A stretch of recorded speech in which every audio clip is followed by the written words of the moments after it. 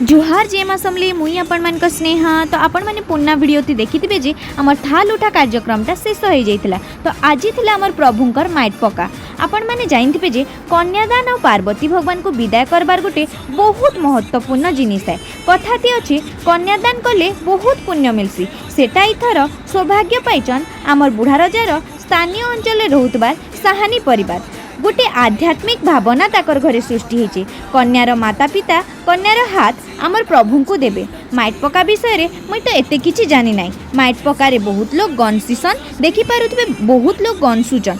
आपण माने किछि त्रुटि रही जाइथिले मते कमेंट माध्यम रे जणाबे। बहुत लोग गनसीसन माइट पका सरला परे आमे कार्ड बांटी पारमा किंबा बेदी पड़ी सारला बोली कहसन। बस मुई एतकी ही जानी जे अब वीडियो के बहुत मात्रा रे शेयर करूँ। आ आमर शीतल षष्ठी आमर वीडियो आमर परिचित तिहार के सबू जगह के पहुँचामा। एतकी रे ब्लॉग के एंड करछें। टाटा।